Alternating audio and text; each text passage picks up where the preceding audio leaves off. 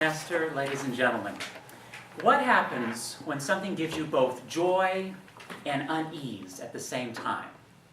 For most people, we experience something called cognitive dissonance. It's a kind of internal conflict, and like most internal conflicts, it can be quite a headache to try to resolve.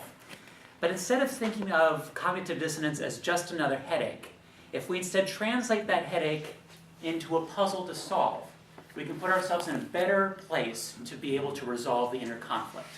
And tonight that's what I'd like to show you how to do, by giving you some background information on cognitive dissonance, by showing you how to translate an episode of cognitive dissonance into this puzzle format, and then by using this puzzle format to resolve the cognitive dissonance.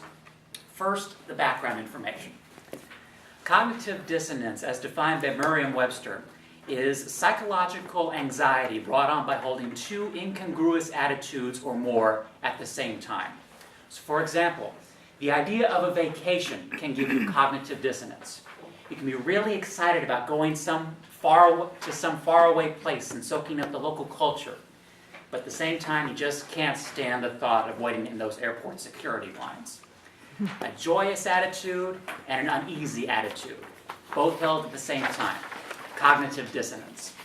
Which one wins out? One of them has to, according to a social psychologist named Fritz Heider. Nearly 70 years ago, Dr. Heider came up with something called balance theory. And in it, he suggested that we humans seek harmony in our attitudes. We don't like disorder. We don't like cognitive dissonance. And to illustrate his theory, he used a triangle. A triangle has 3 points. And Dr. Heider used each of those points to represent an element of cognitive dissonance. Now, a triangle also has 3 sides. And Dr. Heider used those sides to illustrate the attitudes between the different elements. He used a plus sign to represent a positive attitude and a minus sign to represent a negative attitude. And on your handout are all the combinations that can take place using this triangle. The top 2 illustrate cognitive dissonance. The bottom 6 are the balance states.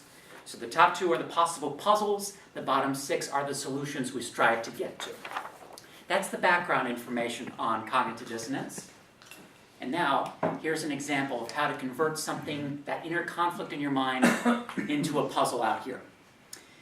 First step is when you are trying to solve cognitive dissonance for yourself, you always put yourself at the top of the triangle. I'm going to use an example involving myself.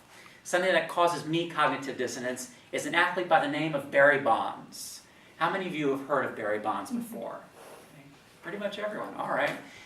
Phenomenal baseball player. I grew up loving to watch Barry Bonds. He's going to be another element of this puzzle.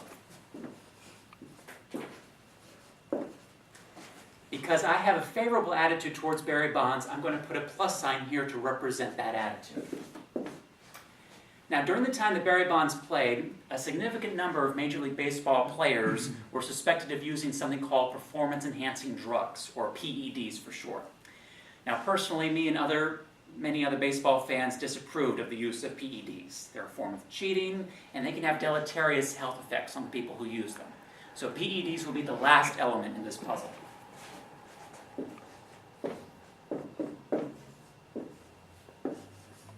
Because I have a negative attitude towards PEDs, the minus sign is placed here.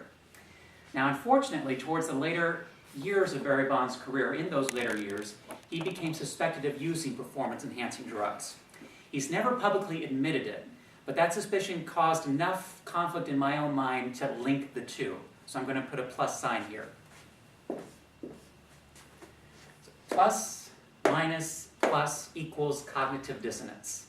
I like Barry Bonds, I don't like PEDs, but Barry Bonds is associated with performance-enhancing drugs. Our puzzle is set. Now here's how we can use this puzzle to resolve the dissonance.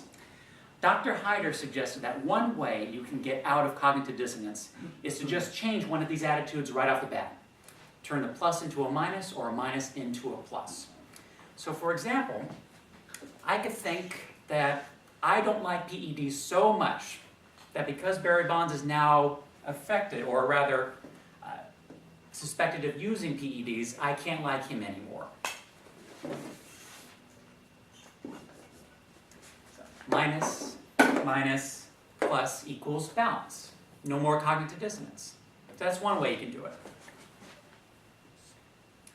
But another way is if you differentiate the elements. You make them more specific to the situation you're experiencing, the cognitive dissonance. So for example, you can, instead of painting Barry Bonds with just one brush, think that in his younger days, when he was playing in Pittsburgh and then he got traded to San Francisco in the early 90s, he wasn't suspected of using performance-enhancing drugs. He was just a natural, great ball player. So I can modify this element here. This is now young Barry Bonds. Young Barry Bonds is not affected with or influenced with PEDs. Plus, minus, minus equals balance. No more cognitive dissonance. Now, no matter which winning combination you use of the 6 on your handout, only you can know which one works for yourself based on how balanced you feel on the inside. It doesn't matter which combination you used on the whiteboard or on your handouts, only if you feel that you are free of cognitive dissonance on the inside. And for me, this does the trick in this particular instance. So overall, cognitive dissonance is the anxiety we feel when we have two contradictory attitudes that we hold at the same time. Dr. Hyder's balance theory provides us a way to take that conflict out of our minds, translate it into an engaging puzzle to solve. I encourage you to use it if you should encounter cognitive dissonance in the future, and hopefully it will allow you to move from those feelings of conflict into feelings of contentment. Madam Toastmaster.